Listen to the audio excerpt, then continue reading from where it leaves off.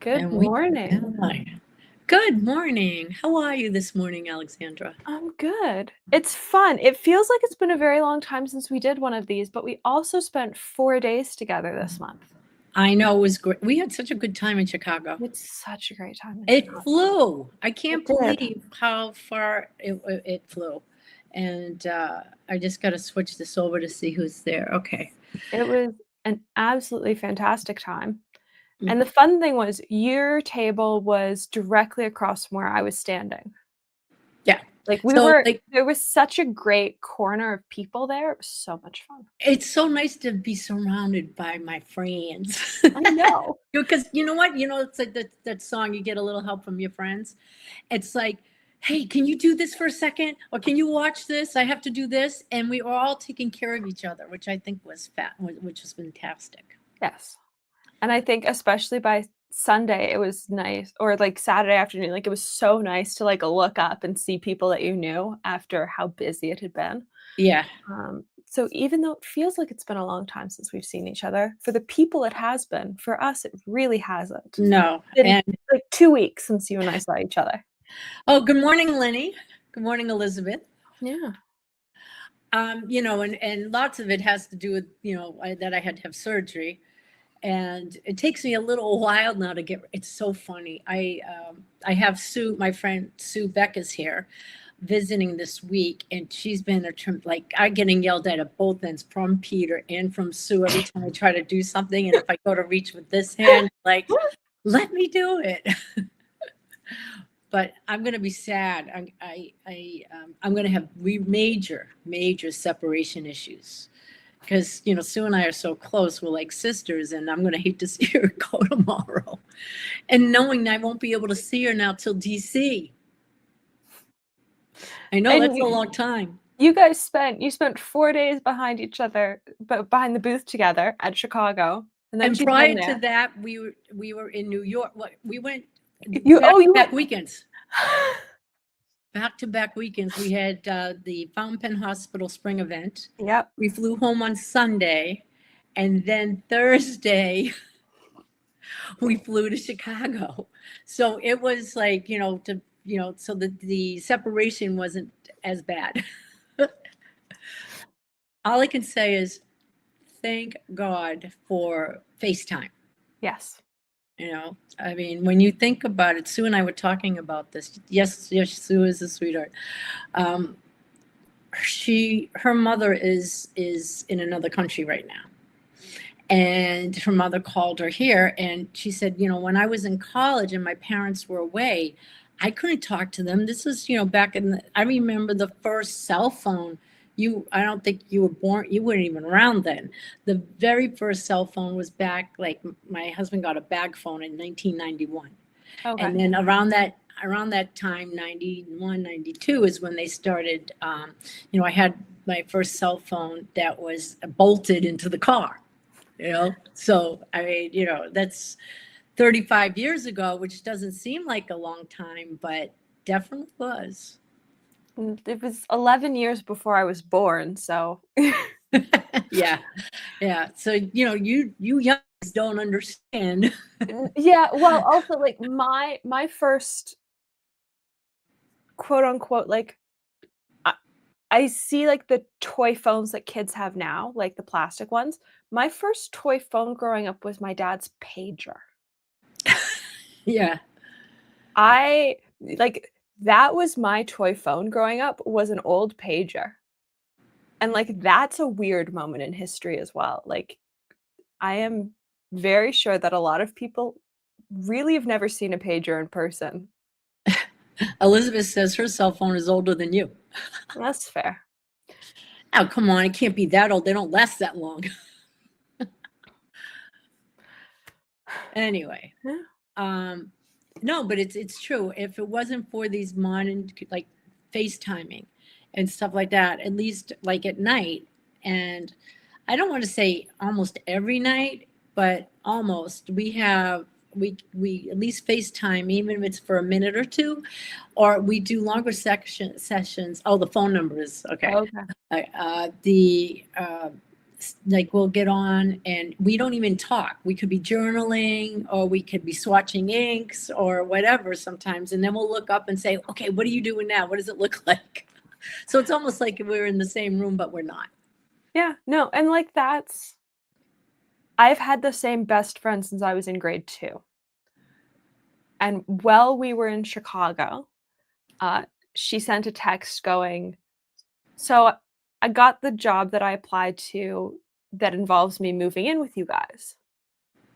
And so she moved into our house before we got back from Chicago, Oh, nice. which means she is staying down the hall from my bedroom for the next 4 months. Oh, major separation issues. Which is going to be an absolute disaster, I think, for the both of us come September, because the last time we were able to be this much in each other's pockets, we were in high school and were, you know, all of our extracurriculars were pretty much together, even though we went to 2 different schools. And now she's just down the hallway from my room, and she is back to being basically my production assistant, which is fantastic for me. Now, have you penabled her? Yes. So she was already, I would say she's already sort of towed the line of pens before. Because oftentimes when there are big collection reorganizations, Maya is the person that does any of the hard work, like cataloging stuff. I'm not particularly good at that. That's Maya's job. She's great at doing it. And I get to do, the fun stuff like figuring out what pen I'm actually looking at, which inks I actually have. And so I'm also somebody that just carries pens in my purse. And so it's always been a thing that like she wants to try out what I have. And we ended up going to the Toronto Pen Shop a couple weeks ago because I had to pick up some stuff. And she ended up finally deciding that instead of borrowing my stuff, she was going to get a Coco. And then she borrowed all my Pilot cartridges because she didn't want to use bottled ink. And then Coconut is a great starter pen. it is a great starter pen. I talk about it all the time. It's one of my favorite starter pens. But in LA, you picked me up a Sailor because I wanted the nib. But when I was asking you to pick one up, I looked at the 2 colors that were available with that nib, and I picked the one that I knew at some point I would be able to gift to her because it is her color palette, which is aqua. And through all the nib swaps, it has ended up with a medium nib. And so now she's daily driving a medium nib Sailor pen. Oh, that's wonderful. So you got the nib you wanted. I have the Zoom nib in the afternoon tea scone, which was in the soda pop that you picked up in LA. And the medium nib that was in this pen is now in Maya's Sailor soda pop. Nice. Very nice. I wish Sailor, I hope they come out with new KOP. Like I like the KOP size for me. I know that's a little bit, or like another new line. I hope that there's something coming down the pipeline with that. I feel like they just released 2 KOPs, but I might be wrong. I was looking. They released one while we were in Chicago. Yeah, it's not a like dark purple one, and then I thought they released a blue one this week. I have to go look, but I know that I don't see. I know what I like. I mean, and I don't mind the cigar shape, the KOP 1911 size, but I really love the flat top. Okay. Okay, so for instance, this is the Lucky Charms. I have it here. It's I've been looking for this one, and I picked this up. Previously loved at the Chicago Pen Show. Honestly, I am such a fan of the Pro Gear Slim. Mom likes a Pro Gear. Yeah. I just love how a Slim fits in my hand. I have a mini. Have you? I don't have a mini. The mini is the one that I've still never actually tried. I'll next time I see you, hopefully will be sooner than later, but you know, whenever I get to see you. Are you going to DC? It's up in the air, potentially. Okay. We'll see. Yeah, we'll see. Yeah, but My life right now is a lot of we'll see. we'll see. Hey, I may just have to make a trip up to Toronto. You You might. never know. You That'd be never know great. what will happen with Claire Coco. It's like, where's Waldo? It Where's is. Claire Coco going to be now? Hey, you could come to Scriptus because apparently all the nib grinders are doing like 2 days of nib stuff before the actual show. So I now it's can't. a 3-day event instead of a 2-day event. When is Scriptus? It's always the last Sunday in October. That's a see. I want to come, but oh wait a minute. I got to see. I may do that because Okay. I'm going to go because I really want to go to Scriptus. It's one of them. They're going to do a. It's not going to be a 1-day event. No, so Scriptus, the event itself is a 1-day, Mm-hmm. but all the nibsmiths tend to come in 2 days early and book at pen stores around the city. Oh, that's cool. And so Yeah, it's like I pen have a store friend. hopping through the city before the event and then the event, which is always fun. Yeah, I could go stay if my. I have a girlfriend that lives in the Toronto area. I'd stay at her place, and because she's dying to go to a show. I'm trying to get her pen able. She does a little bit, you know. So before she comes down, because I think she comes to Florida in November, so that might work. Okay. And but hey, you know, one may never know. Good morning, everybody. See, Sue's on now, and so what did you purchase, or what did you get at the Chicago Pen Show? That is a complicated question because I have ongoing deals with brands, and so I picked up a lot of stuff. And that Mm-hmm. content is going to come out over the next 30-something weeks. There are currently numbered sticky notes on a table upstairs, but I can show you the ones that I've already filmed with and inked up because Okay. they are chilling in my lovely Estabrook pen roll, which was really my favorite thing at the show because I was borrowing pens from brands that I did not own, which, if anybody's done it, is an incredibly nerve-wracking experience. I don't love borrowing things that I don't own, but I had the opportunity to photograph a whole bunch of pens for Heinz Pen Co. I'm all 3 images. If you go onto their website right now, I took all 3 pictures.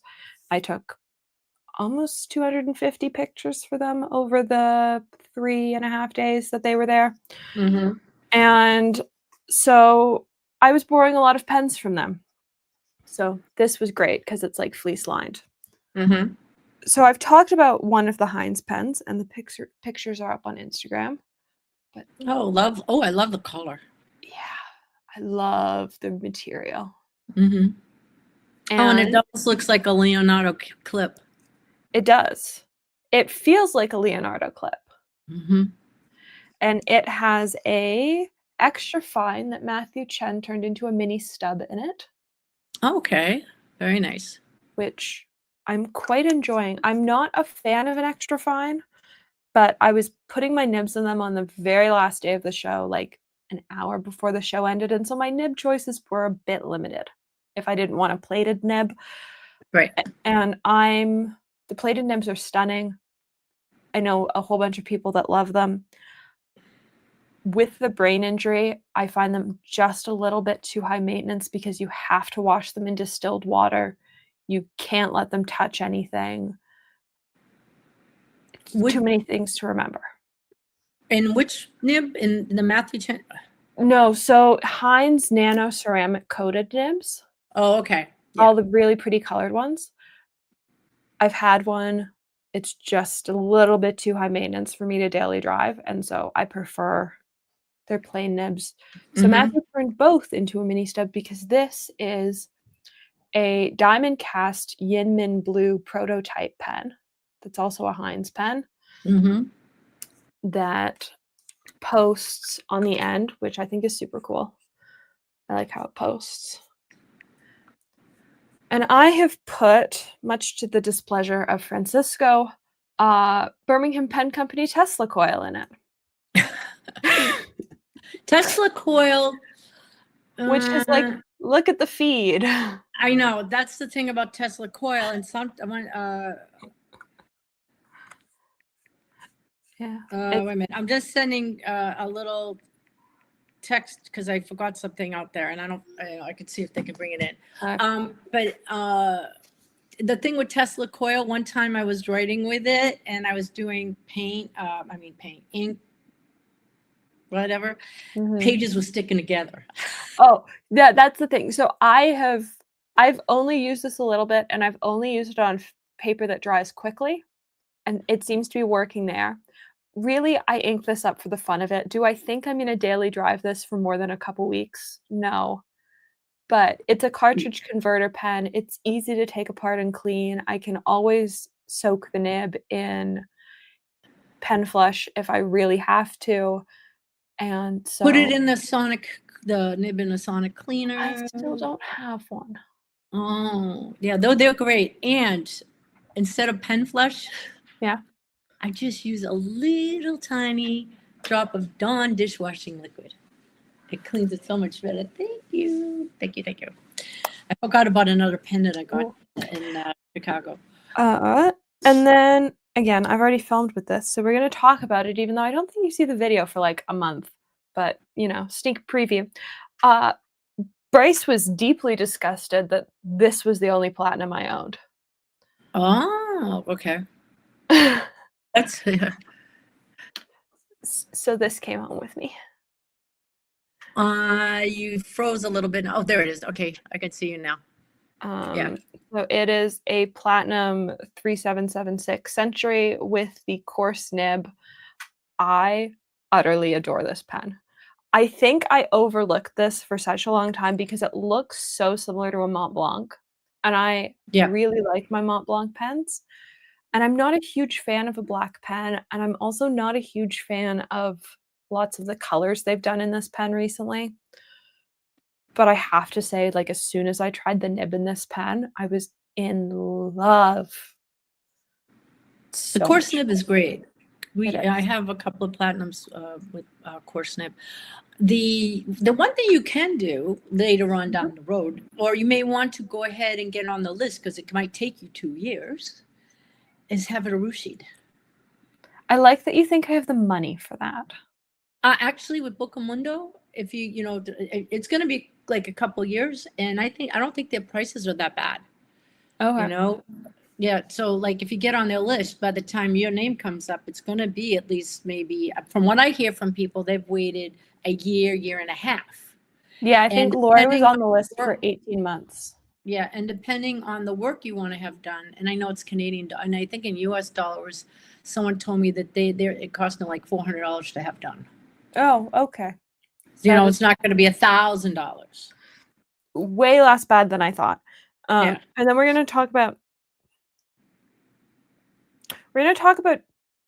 two, but the last one is like more than one pen, but they're all grouped together. Okay.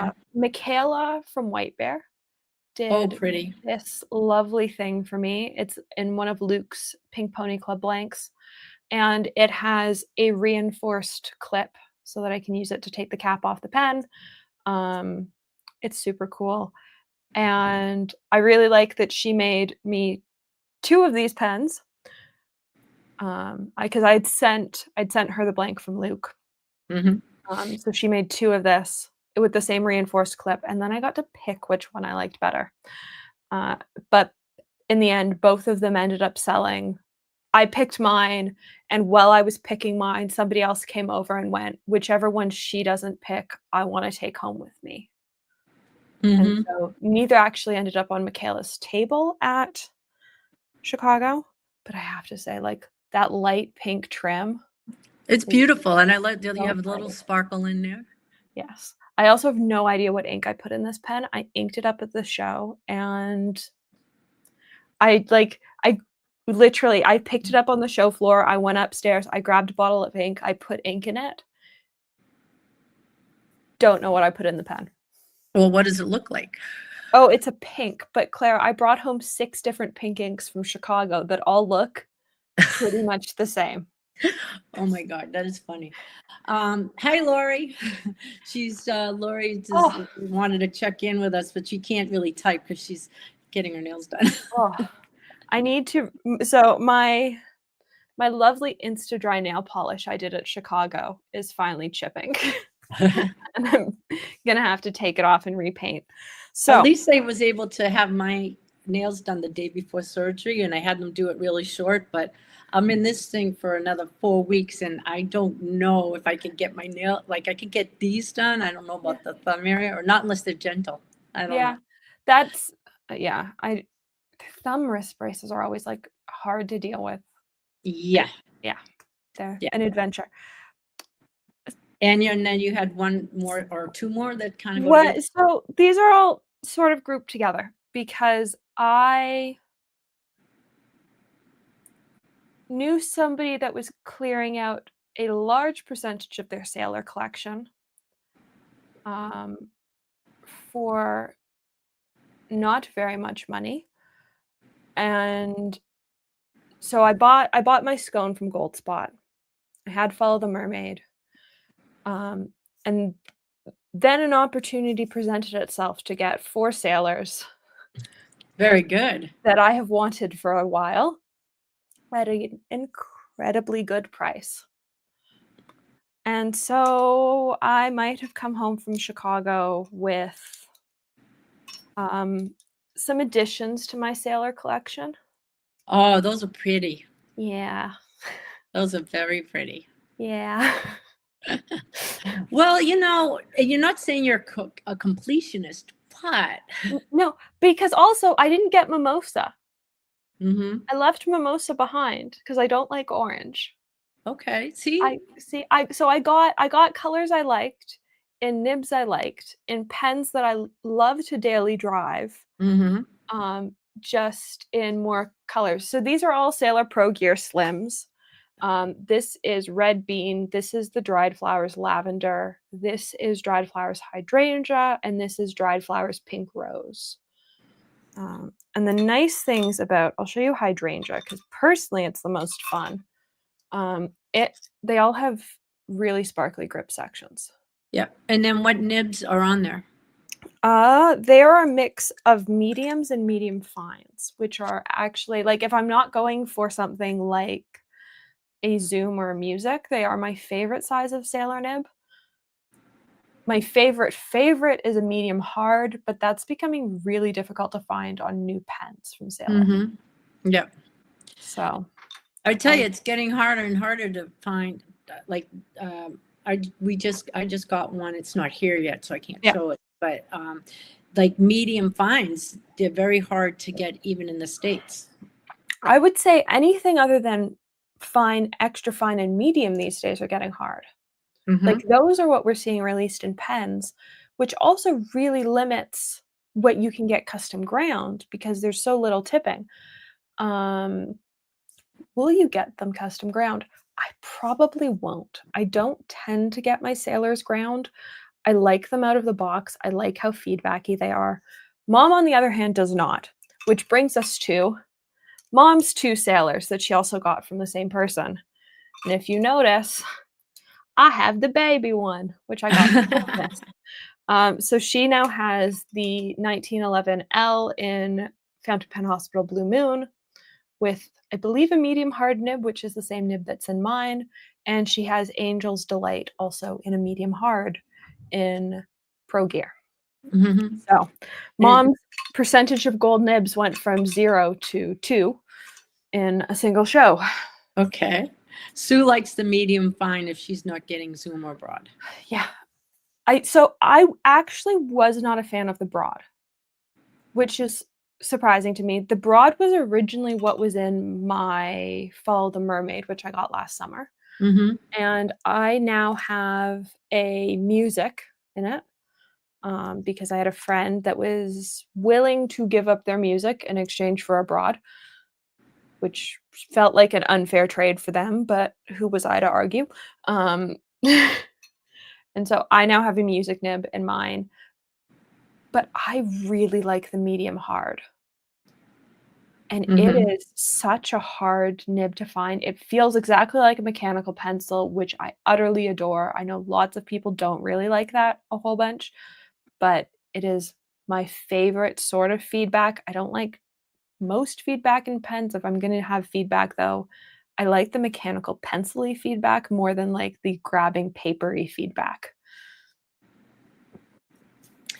The Yeah, I ended up getting the only pen. Well, I got a few pens.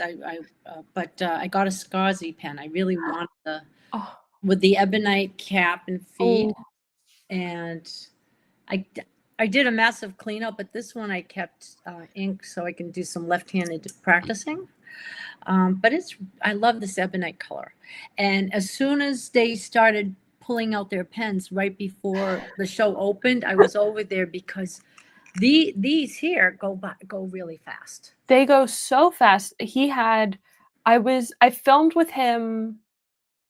I wanna say I filmed with him on Friday. No, yeah, I filmed with him Friday morning, Mm-hmm. and then I was back over there on Sunday afternoon, and he had so little stuff left on Sunday. Yeah, they didn't, and I was so happy to get this, and and I love this part too, the demonstrator part, and it's an eyedropper. It's great.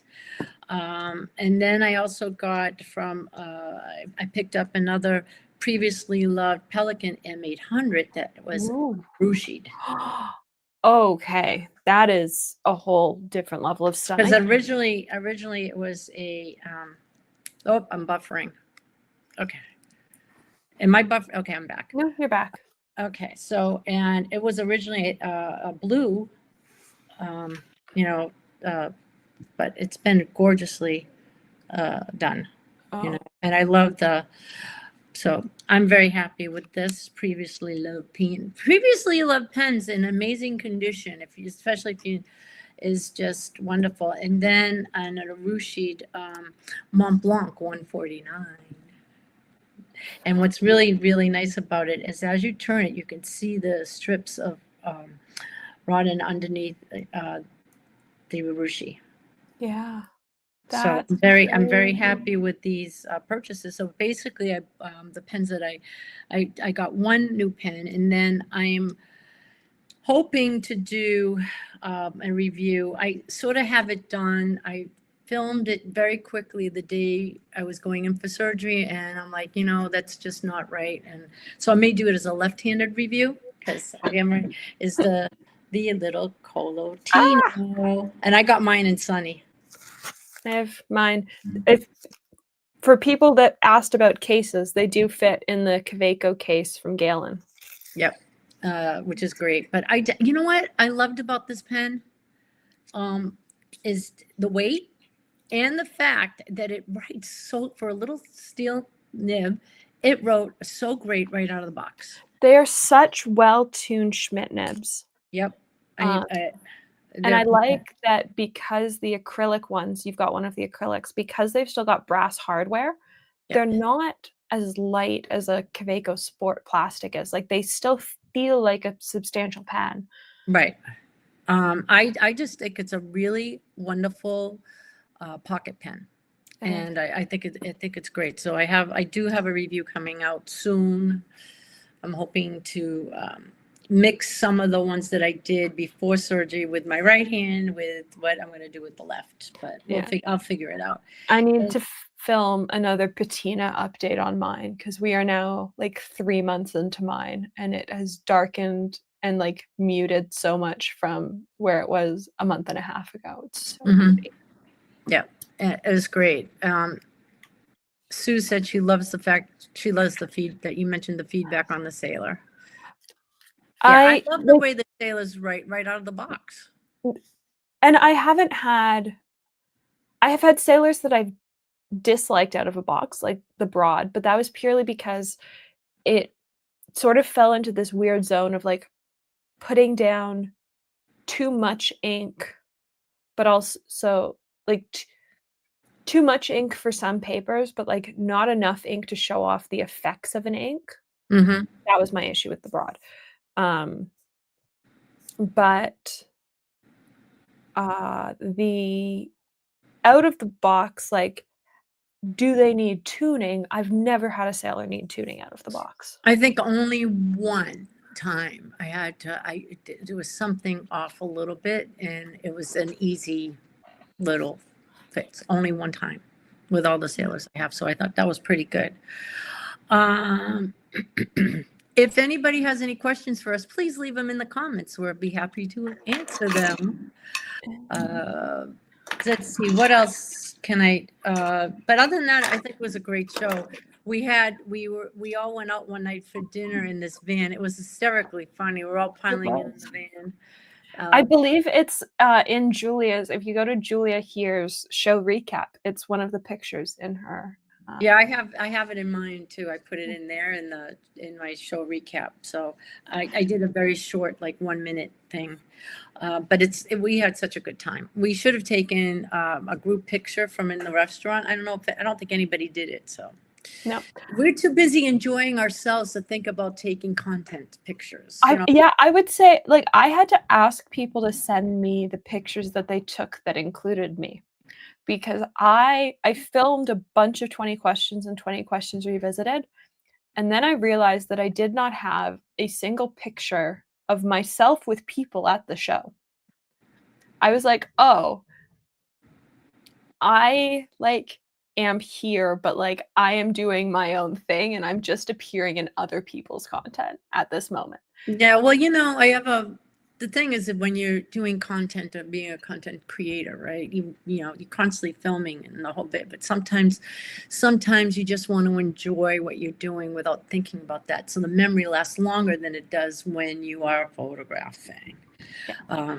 And I would say, like, as a rule of thumb, I am awful at vlogging a show. I say every year I'm going to do it. I never do it. And so instead you get like sporadic content, and I get people DMing me going, "Are you at Chicago?" And it's like that's when I know, like, I've done a really bad job about talking about it, because it's like day 3 of a show and people are going, "Okay, is this you and other people's pictures?" Well, I think that's great, and then it opens up to talk about it after the fact, that you don't want to miss out next year because we had so much fun this year. Exactly. Yeah, Lenny is good sometimes about if you like it really, some people like it really smooth. He's perfected the really smooth. I like a little mixture. I don't want it to be, I like a little mixture. I don't want it to be too smooth, but Lenny does a good job at that. And people like killed when he goes to pen shows. Like when we sit around at the pen show and Lenny's there, he has some of his things, and people like love it, that he helps them figure out their pens. So thank you, Lenny. So I didn't show you the craziest thing I brought home from Chicago with me. Oh, I want to see that. So anyone that saw the Colotino stuff saw these marble pen rests on the table. Oh my God, that's beautiful. Thank God you were driving home, not lying. It's so great. It is perfect. It's so great. It's so heavy. I know from Atlas that one was dropped, and like, even because they're solid marble, because even when it hit the ground, like, it hurt somebody's foot, but it didn't break. They're so great. I love them. I don't know that they're going to be available to the general public yet. I hope they are, because it is by far my favorite pen rest. It fits 10 full-sized pens on your desk. Lovely. That's so nice. It's so nice. And it's a nice change from something wooden. With the tonal grays. Mine has I think it's beautiful. I tend to, I didn't even know they were for sale. I thought they were were they displays that you said, "Can I have one, please?" I didn't even ask. Okay. Because I just was handed one and told I could take it home with me, and Lovely. it's Well, now living in my wonderful. office. So we'll see if they decide to let them be available for sale. I don't know that I they are think they going to should, be. because I think they're a nice, um, something else, like another nice medium to hold pens and stuff. Yeah, It's beautiful. Congratulations that you got it. thank you. And I think they're a nice change from all the wooden accessories we see. Mm-hmm.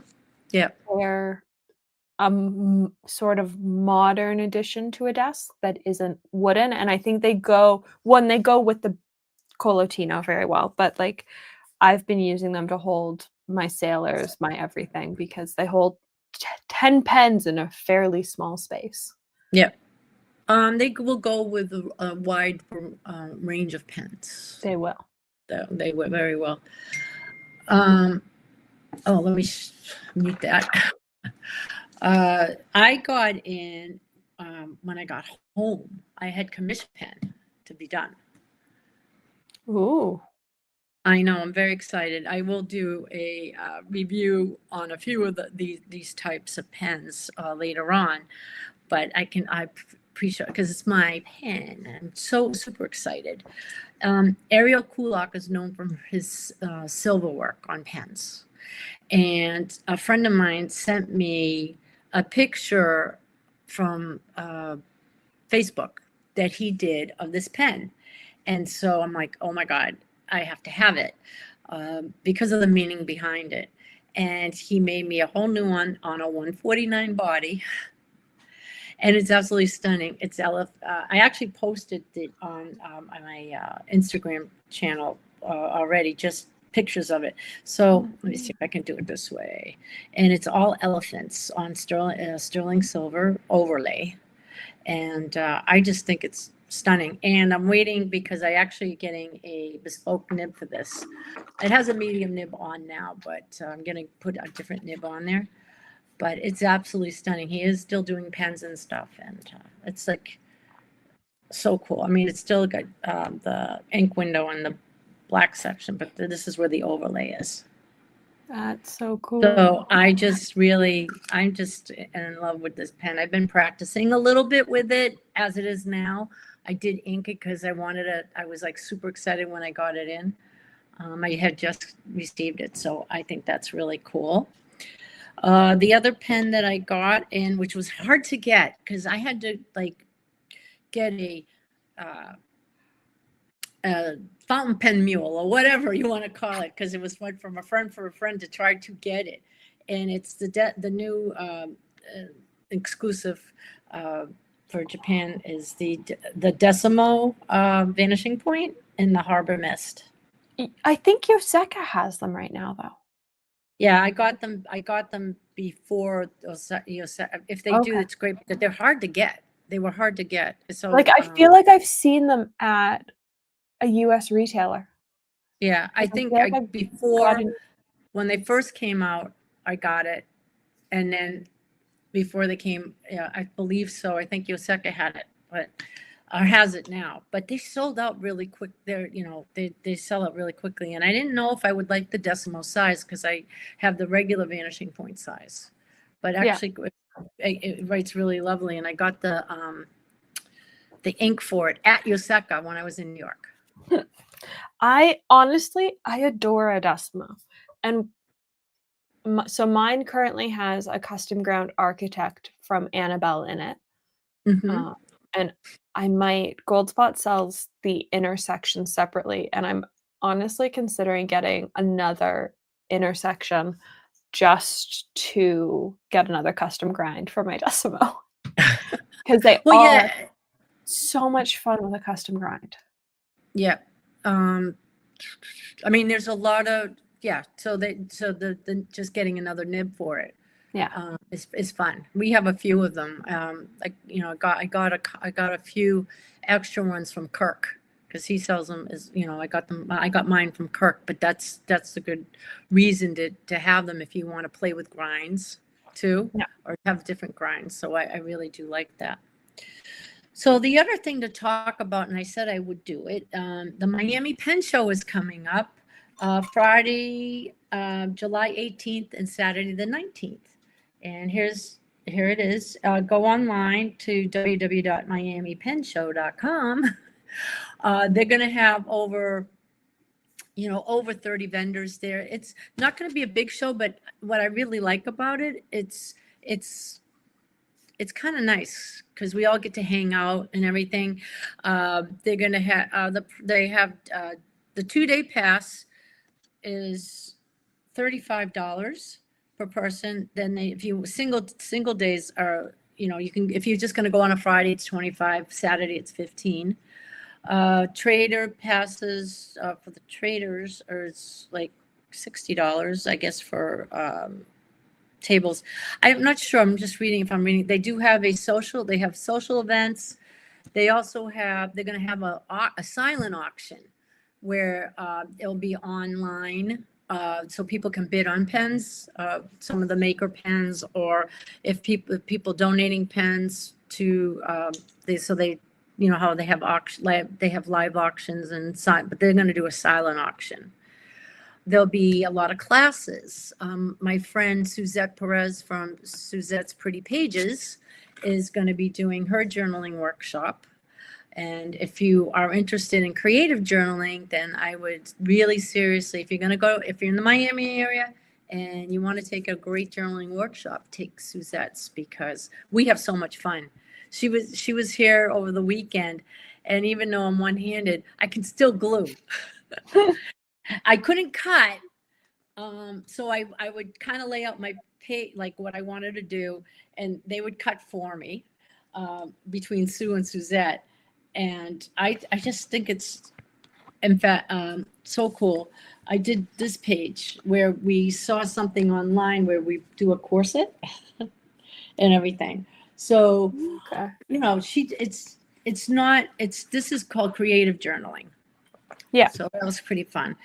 I know they're also going to have food trucks there. And it's going to be, even though they say it's Miami Pen Show, it's going to be in Fort Lauderdale at the Hilton Marina. A much better location. And so it's not in the heart of Miami. So it's just out of Miami.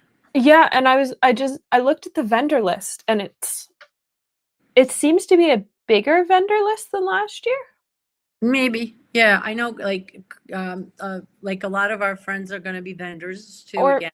Yeah. Or maybe it's just, oh no, it is a way bigger vendor list than last year because they've got last year's vendor list as well. It's a bigger vendor list, and it's more, I would say, well-known vendors. Yes. Yeah. Faber-Castell is going to be there. Heinz is going to be there. Kirk Spears is going to be there. Kirk's going to be there. Navaler and Omos is going to be there. Anderillium's there. Well, it's their show. Anderillium's the okay. No, it seems like it's going to be a good show. It will be a good show, and they're only doing it Friday and Saturday. So, it's kind of, they're just doing that, and they've listened to a lot of people, comments from last year's show. They did a great show last year, but where it was in Miami, the location was terrible. And remember when they had whatever attacks that were on the computer, like the airports and everything got shut down for a day? Yes. It also affected hotels. Well, because I had oncology that day, and we had the joy of being at the hospital while all of the systems were down, and nobody could get access to any of one's medical files or any documentation. And I think that's more criminal than just not being able to get into a hotel room. I mean, seriously, medical health. I would say, like, it was, my appointment was in the afternoon. So by the time my appointment happened, like, hospitals were starting to slowly get back online, but IT people were having to restart every single computer in hospitals manually and reboot them into safe mode and run them through all these steps. And so it was such a process, because I remember sitting in a hospital room waiting for my oncologist, and my nurse bringing an IT person in and him going, "Can I just like try and fix the computer in here?" And we were like, "Yeah, no problem." Yeah, Go for please, it. please, please, Please, please do please. it. Yeah. We were lucky enough. We checked in. Yeah, I'm not that far. I'm Miami. About on a good day with no traffic, Mm-hmm. it will take me an hour, 20 minutes. Okay. Okay. But there's no good day to There's go no to good day. Miami. No good day. So Yeah. I decided instead of going down the morning of the show, I go in the night before, which was ended up being a really good thing because the next day is when they had all the computer stuff. So we were able to get our room keys. When people were checking in, security had to go with everybody to let them in. And all day long, security had to bring them in. And if you forgot something in your room and had to go back in the room, they had to call security. I mean, it was a disaster. And some people could care less about that. And they left their rooms unlocked with the bolts over. And I'm like, Mm-hmm. thank God we checked in the night before. Yeah. I didn't even screw it up the housekeeping. Don't ask me. It's like I had to beg for 2 days for fresh towels. Yeah. It would. Yeah. I mean, it was like crazy, but and the venue there was just, it's what was used in the past, Okay. and so but they really did, and this new venue is going to be great. It's a beautiful area. It's on the marina. I think it's going to be quite lovely. So I'm hoping to get the word out and we get a lot more people. We have the South Florida Pen Club, you have the Orlando Pen Club. So we have at least those, and then people traveling in. Yeah, they're like, but it's July, summertime in Florida. That is And sort of my feeling, is that it's summertime in Florida. and this is my argument coming from Massachusetts, because it's hot and muggy out in Massachusetts. And what do we do when it's hot and muggy and it's like 100, almost 100 degrees? We stay indoors with the AC on. It's the same thing That here is in true. sunny Florida. Yeah. I'm staying inside in Canada anyways. I can't sweat in Canada. I can't sweat in Florida. Is there a difference? No, you stay indoors with the AC on. All you have to worry about now, I live on the ocean here, so I get that nice ocean breeze. But as soon as I get in my car and I go out west, it's like you get out of the car and you're running into the mall because you're dying just from those few steps. Yep. It's bizarre. It's just bizarre. I mean, we're in our house, and right now I'm cold because the AC is going, and my husband's hot, and he's like, so Sue and I are walking around in sweatshirts. It's funny. So at least I got long sleeves on. I would say we have all been wandering around, or the kids have all been wandering around with blankets, because we had the AC on last week when it was 30 degrees and hot. Now it's 4 and rainy. What is 30 degrees Celsius versus Fahrenheit? That is a great question. Alexa, what is 30 degrees? Huh? 86. Yeah, that's hot. And now it is 39. That is and so like we've turned the heat back on, but like the AC was on, and it just like takes a little bit for everything to like, and so like we've just been chilling in fuzzy blankets. Hey, well, we kid around. It's only May in Canada, and you're gonna get snow anyway. I really hope not. We finally put in all the tomato plants, and I'm like, okay, I need it to warm up and sort of be sunny again so that nothing dies. There's nothing like getting fresh garden tomatoes. I know. I just love it. And cucumbers. Oh my God, from a garden. Yes. No. So it's been so cold that we haven't put in the cucumbers yet. But the tomatoes went in because they were starting to get a bit unruly. Right. They were approaching 18 inches tall, and I went, you are no longer my problem. You are the outdoors problem. So we put in the tomatoes. We put in the various varieties of peppers, all very spread out. and we put in eggplants. Very nice. Very nice. It's always kind of fun to get. I like, go to the farmer's market and get all the fresh vegetables and stuff like that. So it's really cool. Very cool. So anyway, I think this week we're going to actually cut it a little short because sometimes we go on forever. But I have, this is my last day with Sue, and Sometimes we go for like 2.5 hours. I don't think that's going to happen today. no, it's also because I get tired because I'm not sleeping well. Fair enough. Fair enough. But we still have more. We still have more. I'm just looking to see how many people have logged in on the other side. Can you see how many people? Huh? Many. Oh, that's good. Anybody have any questions for us? Is there anything still on? So I know you got many things at Chicago. Is there anything still on your pen show wish list this year? Pen show wish list. Well, I'm planning on I'll be working in DC and in San Francisco.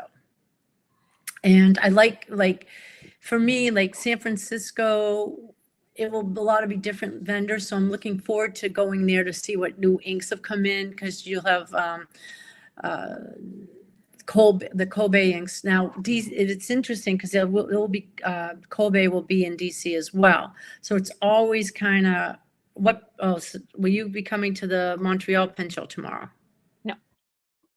Montreal, it's a bit of a far commute for a not very long show. And so I have friends that are going. I have friends that are looking for a couple things for me, but I decided to pass on Montreal this year. Also because I am still editing Chicago stuff.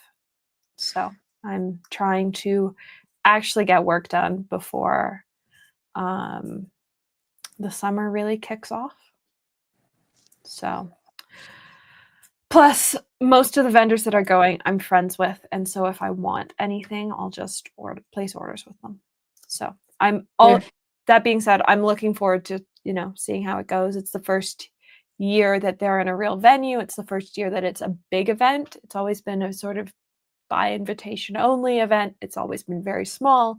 It's normally been held in a coffee shop. This is the first year it's big. I'm very interested to see how it goes. I'm very excited for Kari too, because she's teaching a class there as well. That will be good for her. It will be. I want to take one. I said we got to do a FaceTime one night where she could show me her technique on that, what she did on the pages, and then the layering and stuff, which is like really cool.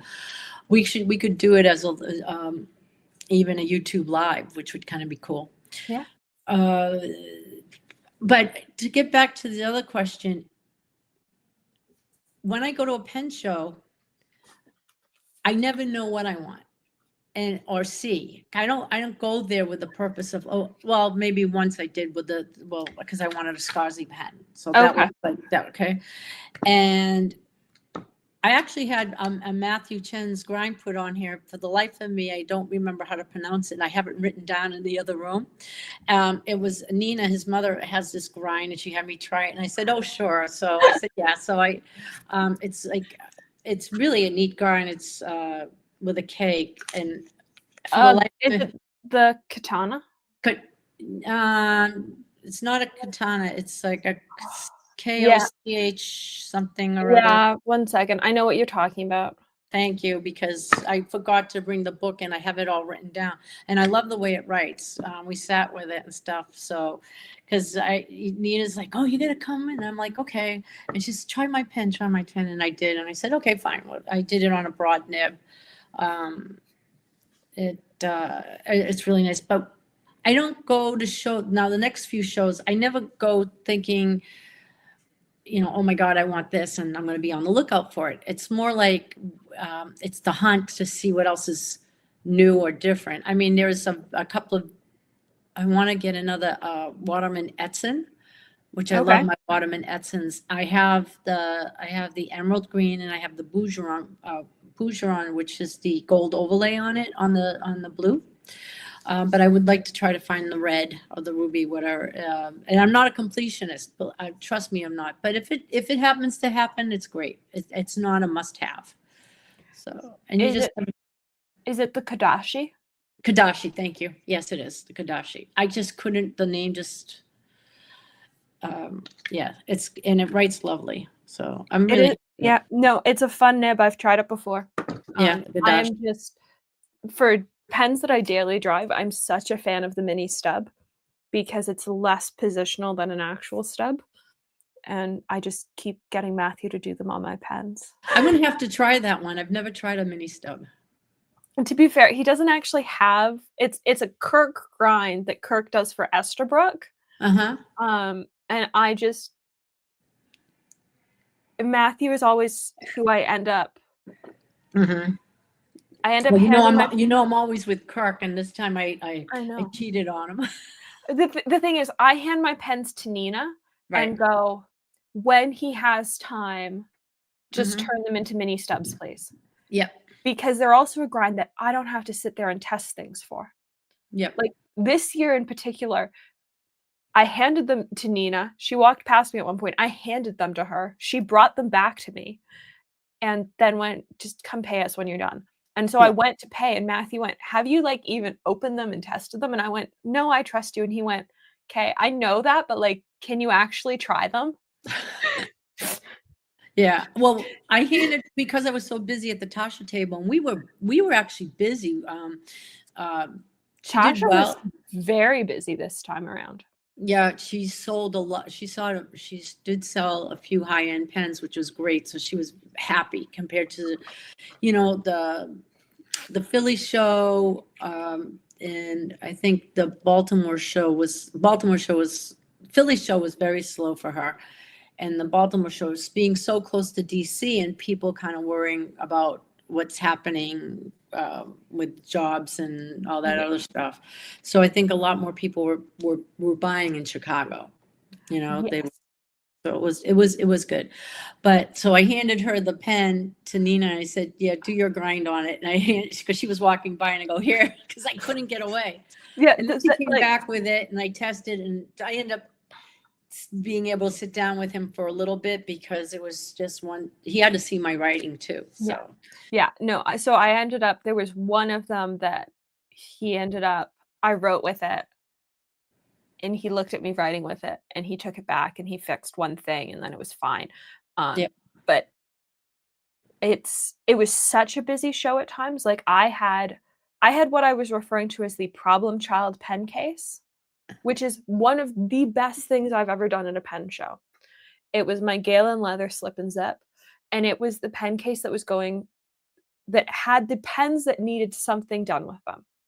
Had I bought them and realized that they were missing a converter by accident, great. You're going in the case until I go back to the person, pick up a converter for you, then you go back up to the room. Right. Problem child pen case, but it was also the pen case that was floating to all the different nib people. And I think it went through every single nib person at Chicago because it's also a pen case that I know exactly what it looks like. And so I wasn't going to mistake it for somebody else's pen case. And it made everything so easy because I knew that whatever pens were in it, something wasn't right with them. Mm-hmm. There was something I wanted to change. And it was fantastic. I don't know that I'll ever do a pen show without having a pen case like that with me, just because it makes handing over pens to people to grind nibs when I'm not going and having an appointment so much easier because my pens have a home. Right. I totally agree with you because that's what I did. I had a dedicated, I took my rickshaw, the new one that they did, the Fillmore thing. Yeah. Yeah, and I love that case, and I even had some of my Tasha roll things with me, but in the rickshaw, I knew though in one rickshaw, and I knew whichever color it was, those were the pens that I was going to have worked on. And it Mhm. does make perfect sense not to keep your pens separate from the ones that you want to show off to people that don't need work or whatever. So it does make absolute perfect sense because I did the same thing. Yeah. And it also just it made it so much less stressful, like, I was so busy, I'm handing pens over to people, and some of the pens I'm handing over to people are not inexpensive pens. I'm Right. handing them over and I'm walking away. Like, I want to make sure that those pens have somewhere to go, they're not just sitting loose on a table. And so I was so thankful that I'd brought a pen case that I wasn't going to miss if it was floating for 4 days, which is what ended up happening. And I really think that that is one of the things that changed my show experience because it minimized my stress. I knew I was handing over pens to people, but I also knew my pens have a home where they will go back into. Mm-hmm. Yeah, exactly. Exactly. Because a lot of times, like, well, with Kirk, I do that. I like I would hand him the pens, and he's so good about it. I'll say, here, we've become good friends, so I can do like here, and I'll come back later. Yeah. And he makes sure that they're not like accessible to anybody grabbing it too. If he's working at it, he has on his table and stuff like that. And he, which is great. So I've Yeah. done as well. But yeah, you got to worry. Hi, Marina. Yeah, so I would say that and Marina and I talked about this offline on Wednesday. Um, I was seeing a lot of people buy some very expensive things in all cash, and I think you Yes. experienced this as well. There were a lot of transactions that were happening Mm-hmm. in wads of cash. I Yes. don't know that I've ever seen so much cash coming out of people's pockets. Um, and I would say that was different than last year. Well, cash is king. Yes, but cash is always king at a pen show, but like last year, I don't remember that amount of cash being exchanged Well, think about it this way. so frequently. Yeah, think about it this way. And I'm not going to. Okay, so you decide you don't like if you have credit cards with you, more chances of overspending. Yeah. So you can take a bunch of cash with you, cash you're planning on spending at a show. This is what Mhm. I'm going to spend. I'm going to take this X amount of dollars and this is what I'm going to spend. Yes. And yes, wait a minute. The St. Louis Pen St. Show. Louis. No, I'm not going to be at St. Louis. But it's the same thing. Like if you're going, gambling. I'm not equating pen shows to gambling, but I mean sometimes when we go to a casino and stuff, I would only take the amount of money that I planned on losing. I Yeah. never thought about winning, whether it be like, and I would never go to an ATM machine ever. So this is the money that I plan on having some fun with. And it's Mhm. the same thing at going to a pen show. So people probably more because like you can just whip out that credit card and whip out that credit card and whip out that credit card and then like $10 here, $20 there, a few $100 there, and then you go look at your bill and you're like, what the hell did I spend? Yeah. Because it adds up. Like I would say it was a lot of I saw people buy some very expensive Mont Blanc pens and Urushi pens, Yep. all cash. Mm-hmm. Yeah, And we had a few cash sales. yeah, and I like last year and like last year I remember people putting down deposits of things in cash, Mm-hmm. but I don't remember people paying full amounts of things in that much cash. And Yeah, that was interesting.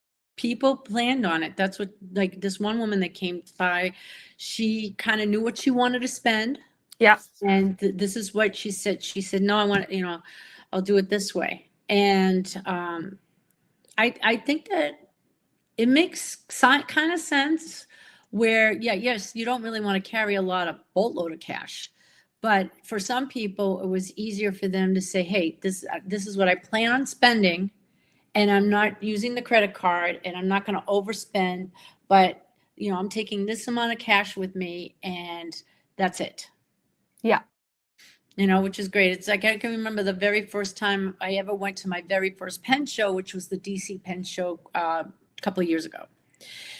And I've never, you know, the only time we ever bought pens was online. So you go to the DC Pen Show and you walk in, and it's like the first pen you see, oh my God, you buy it. I've learned. Yeah. Like I don't buy. I don't I'm trying to think if I went off my list with any of my purchases at all. Because I have a running list. Anytime I see something that interests me, it goes on the list, and then every couple months, I go through the list and I go, "Does this thing still interest me?" If it does, it stays on the list, and hopefully I see it in person at a pen show, or one of my friends does a video on it, and I get to see it more in depth. And then it might stay on the list, it might come off the list. But I don't think I went off the list this year. And that was a difference between this and other pen shows. Like last year, I totally went off the list. You know, it's interesting because I can remember like Peter and I just we purchased some pens here. And we said, okay, when we go to the Baltimore show, you know, we're not really buying any pens because we're just going to see friends. And, you know, if we buy inks or papers, that's fine. We were not planning on buying pens because we had just bought a couple of pens that had come in. And all of a sudden, Peter's looking around, and I get a text. Oh, I'm being boo-boo again. I'm like, I really don't care. If you want it, get it. You know, you work hard all your life, get what you want, you know, which is within reason. Yeah. Yeah, within reason. Like my pen budget, and I've been very open about this, my pen budget comes from YouTube AdSense. Yep. What I make on YouTube when you lovely people watch ads or make super chats or buy memberships, that gets rolled back into pens and paper and inks and anything else for this channel. Right. But that is how I have a pen budget. That is the only way I have a pen budget. And there are lots of people like that. There are other creators in this industry that are like that because pens are an expensive industry to be in. Mm-hmm. Yeah. I have a little fund that is in the pen, like it just stays there for pens. Yeah. Sometimes, you know, but I don't, that we have pen money that we set aside. Yes. So that's pretty good.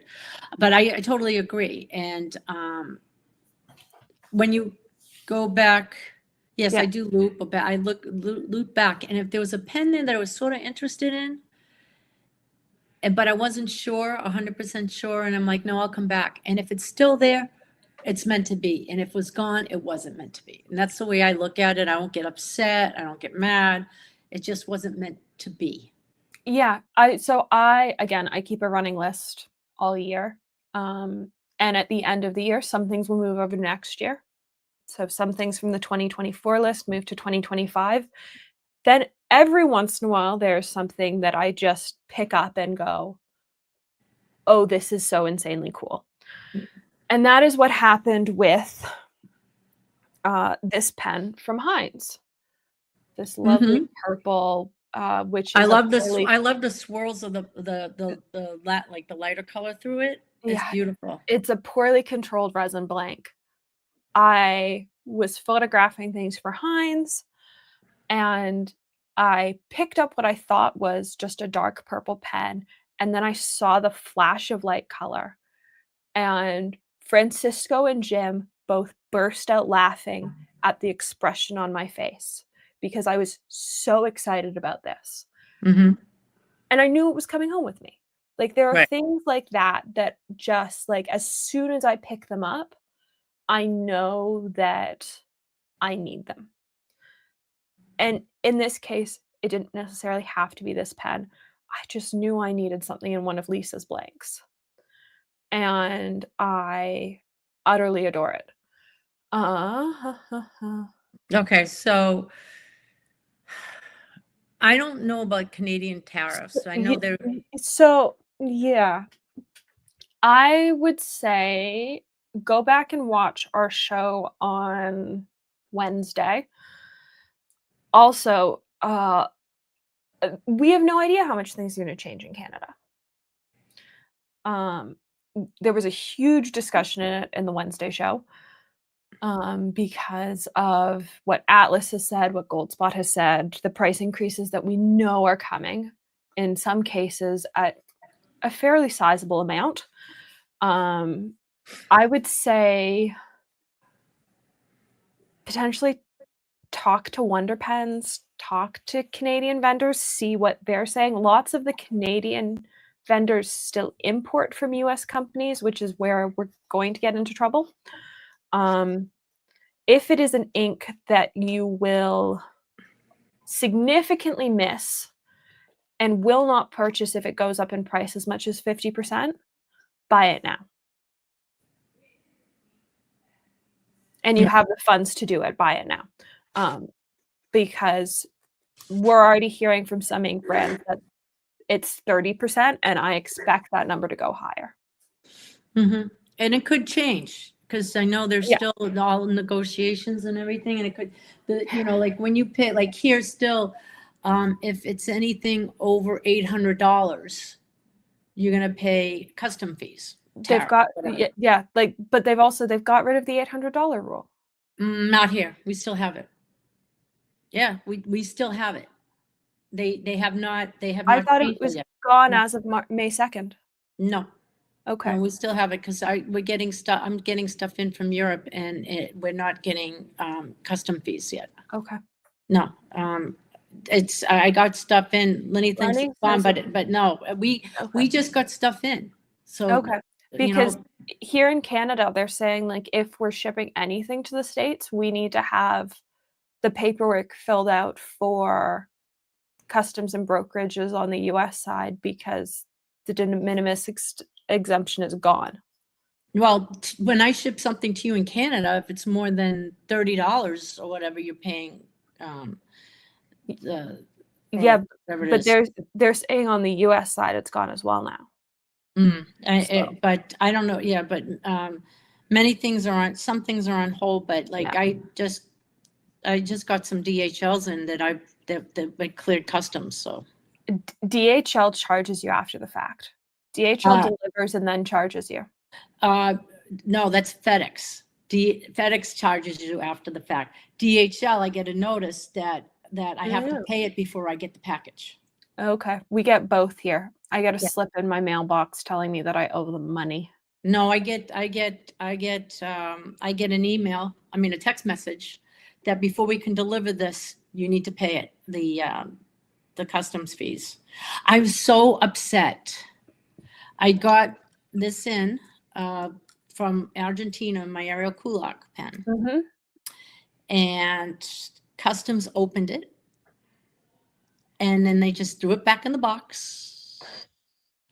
I mean, it wasn't even put back in the bubble wrap. So I was very upset, but luckily there was no dings, dangs or whatever. It's perfectly fine, but I was really, really upset. Anyway, but I just had something shipped DHL, and I paid for the shipping fees, and it wasn't that bad at all. Yeah. We tend to get things FedEx here or Canada Post, but I prefer DHL. In fact, I just got I got something in from Toyoko Craft, and they always use FedEx. And the pain in the ass about when they ship FedEx, but doesn't matter what it is I'm getting. I have to do a form that says that there's no materials in there, whatever materials, it's fine. It's one of those materials forms before they even send me before it will clear customs. I have to guarantee it. So I asked Toyoko Craft if they can just send it out DHL, and I got it no problem. Like in 2 days, I got it from DHL, no problem whatsoever. My issue with DHL is things tend to go on adventures. Like a package recently that went, I believe it was Phoenix, Arizona, Cincinnati, Ohio, and then spent a couple days in Australia before ending up back in the States and making its way to Canada. Oh, please. Even with the US mail. I mean, I live in, technically it's, Palm Beach area, but West Yeah. Palm. And because the zip codes are all the same. Now, the package was at the West Palm Beach facility. It's basically 3 miles down the road from where I live. It left that facility and went up to Opelika, which is like 2 hours away. And it was in Opelika for a few days before it came back to West Palm Beach. But this went to a whole separate continent. I've This heard went about to those. this went to Australia And then back. and then back to the States before coming to Canada. It's ridiculous. They can't. I sent something to my friend Jeffrey in Colorado. He got it in 2 days. I sent the same day. I sent a package to Suzette, who lives in Miami. She got it a week and a half later. Yeah. And I sent it priority 2 days. Sounds about right. I know. It's mind-boggling. And then they it's like people just don't care and they take the lazy way out. And then who knows? I had Lexi, lip gloss Lexi. Yeah. I said, Lexi, I have an issue with a package coming from Canada. Mark, I got these caftans from Market of Stars. They're great shawl type things. I've never had a problem with getting shipments in from them, and it was stuck somewhere out in California for like 2 weeks. And so she went in, I gave her the numbers and everything, and she went into the system, and I don't know what they did, but I finally got it 3 weeks later. So it's just, you just can't, and it was Canadian Post.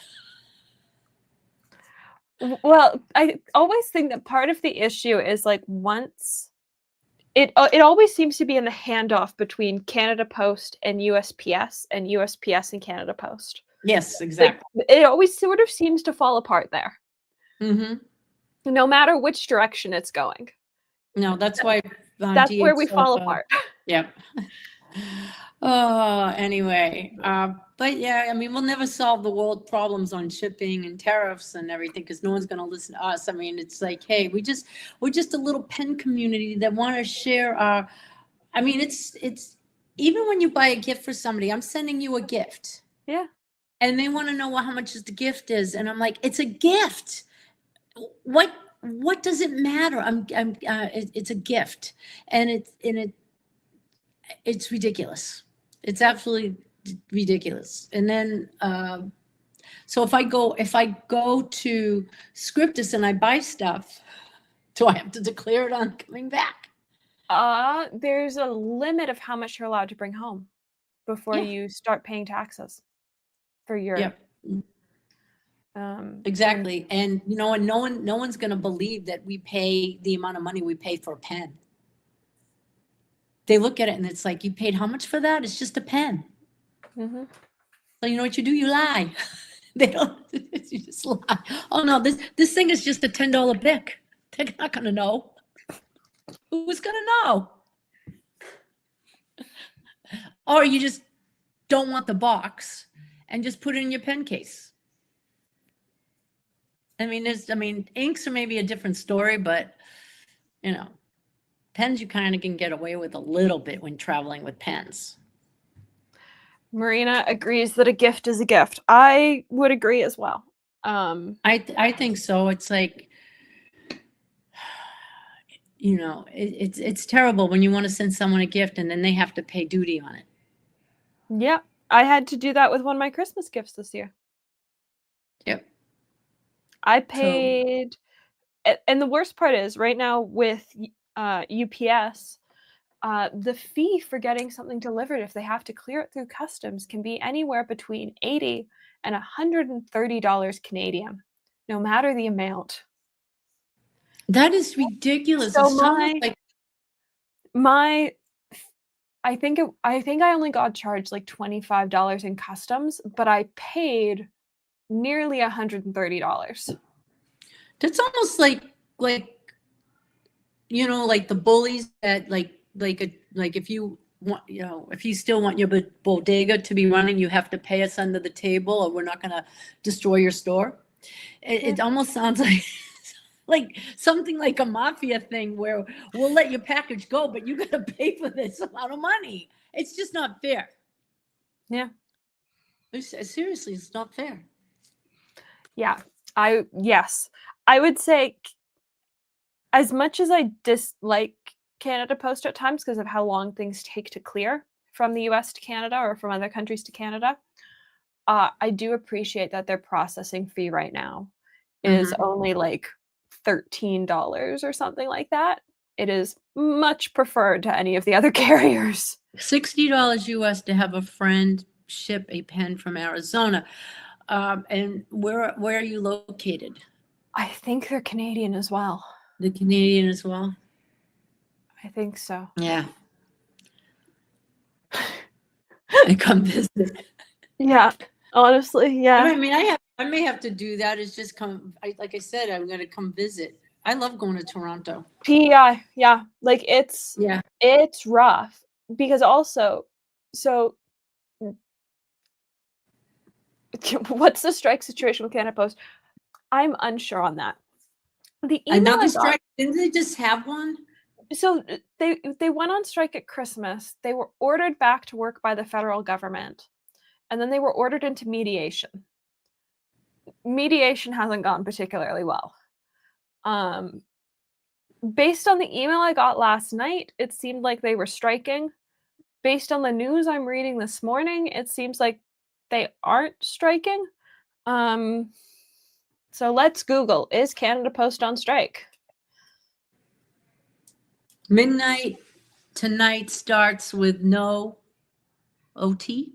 Overtime. Okay. So no overtime starting tonight. So that means no outside of work hours, which will slow things down considerably. But it does still mean we're getting mail delivered, which is good. Well, why don't they just hire more people then? Well, because much like every postal service around the world, they're out of money. Yeah, probably. I mean, I go to the, sometimes I have to go into the post office. I do my little one that's right here on the island where I live. Yeah. Because it's small and there's one person in there, she's great, and there's never a line. But if I have to go to the main branch, which is a couple miles down the road, I could wait in line forever because they only have one employee working behind there, or two at the most, during midday when it's crowded. Yeah, You know? no, like our post office is so incredibly busy in town. And yet, you know, they continue to talk about and so is my grandparents, and they continue to talk about removing all the rural post offices, which doesn't work. Like, as soon as you remove rural post office, like you're removing post offices from people who would then have to drive hours to reach a post office. Right. It's not fair. Yeah, like it doesn't. The only thing you can do is like if you have stuff that what like if you put a stamp on it or whatever it is, when you're getting mail delivery, if they can pick it up at your house, that's great. But other than that, you're going to have to go find a post office somewhere. Most rural addresses don't have door delivery. There are, like at my grandparents' town, they have P.O. boxes in their actual post office. They can't shut those down. How are people going to get their mail if they don't have mail carriers that deliver? Exactly. And whatever happened to come rain or come shine or whatever weather it is, you're still going to get your mail. Exactly. Now, if there's a little snowflake on the ground, I can't deliver today. Yeah, no, it's like small town Ontario post office are their whole own breed. Yes. Yeah. They want to stop benefits, which is a whole other issue that we won't get into because neither of us is qualified to talk about that. No. But anyway, maybe we should just get back talking our favorite subject, which is pens. Pens. Even though it's like hard, so we have to be like pen mules. You know, pen mules. So, Well, it's the whole reason I'm not I think at this point most people know I'm writing for Goldspot currently, yeah, and I have been for a number of months, which gives me some credit to spend at Goldspot. Um, and I don't want an order sitting in limbo right. at the border. Like, if we get another shutdown, I just don't want it sitting in limbo. Right. And so but I also like, the price increases are coming. We know they're coming. We've received heads up they're coming. Yep. So I also don't wanna hold off on placing an order. You know, the other thing too is if things are not selling, say Yes. for instance, we already know that Pilot and Sailor are going to increase their prices on their pens and stuff like that. Sailor's already increased. Yeah. So if whatever the market will bear, so they increase the cost of Pro Gear. Yeah. If they don't sell, They'll come back down. they'll come back down. And also, I will say we're already seeing stuff going on with Sailor. Yep. Like, Sailor for the first time ever is doing monthly sales. There's Yep. 5 Sailors are 40% off every month with Yep. them rotating through old collections. And so that's something we haven't seen before. But there is, like, I've got credit at Goldspot. There's something I'm fairly sure I want, and I don't want it sitting in limbo. Right. And so I am now reaching out to US friends, including you, and you have You can send said them here. They're fine. Yeah, that they're I can fine. send it to And you. yeah, what's really nice is that I'm in a secured building. Yeah, So it just comes in and it gets delivered, you know, it's like fine. It doesn't sit in limbo and it's just exactly. not sitting there. You know, No, like, everything's good. I don't want it sitting in customs at the border for an extended period of time until, like, if we have another shutdown, because then it takes weeks to catch up in a backlog, and I don't want my pen sitting there. Nope. No, not at Um, all. and so Uh, I'm happy to wait until whenever I see you next. Um, I Marina could heard, be yeah. yeah, secondhand market. Yes, I'm actually looking at some of my pens now because my tastes have changed. So I am going to do some destashing. I have a couple of pens I'm considering of letting go that previously loved. You know, I've already cleaned them out and stuff, and I just haven't decided what I'm going to do with them yet. So yes, destashing is great, Yeah. especially on pens that you think you want them and you get them in, and I'm like, oh no, it's not for me, but it could be for somebody else. You know, No, I have and my kids. I think I feel similarly. Like, I'm in the middle of a pen and ink inventory, and I think once that's done, I'll be Mm-hmm. making some decisions about pens. Yep. Um, I'm definitely making decisions about inks because it's ridiculous in here. I don't even want to begin to tell you how many bottles of ink we have. well, again, Maya's in residence, and so as much as I hate Fountain Pen Companion, um, because I find it really confusing to use, I now have a person that can do all my admin for me. And so Maya has learned how to use Fountain Pen Companion and is logging all my inks. So Very good. now I know how many bottles you have logged on Fountain Pen Companion. Oh And yeah, because you saw my name, right? I Yes. was Okay. flipping through it last night and I was like, I know them, I know them, I know them, I know them. Yeah, you can Claire, do a tour someday. I will. I will when I can hold the laptop and or Yeah. something, maybe my cell phone and whatever. But yes, I have yes, 702 bottles of ink. I don't have quite that many. I think Maya's logged like 140 something. Which still But it's feels just like not me. It's just not me, you know that. I know, it's you and My Peter. husband's worse. My husband's worse. I know. I know how bad Peter is about inks. He's so Um, bad. I Yeah. also agree, like, we're gonna see some interesting things on the secondhand market. I'm already seeing, I think, like, far more hand-turned pens are popping up on the secondhand market recently. Mm-hmm. I'm also seeing far more, higher value pens. I feel like I'm seeing a lot more Mont Blancs and the likes on Virtual Pen Show than I was 8 months ago. I'm so upset I missed a pen on Virtual Pen Show that I've been looking for. The Egyptomania. Yes, the Douai, because it Yeah. has the silver on there, and I can't find, get it anywhere. But, all good things come to those who wait. That's the one pen that if that is that's on my bucket list. That's I have to, what you were saying earlier about making a list of stuff that you want, and then you go back and review the list. I can remember Peter and I sitting there one day where we're looking at Goulet. This is a couple of years ago when we first got into fountain pens. Seriously, into it and getting more. And then we were making a list. We were going through all their things, like all the Viscontis that we may want later on down the road. And I came across that list and I'm like, no, I don't want that. It's like cross. No, I don't want that one. I don't want that one. And hey, Wendy Sue. No, so you like I said, the tastes have changed. I went and looked at the list and I'm like, I can't believe I had everything written down like on the bucket list of pens, and it was interesting to go back and look at it.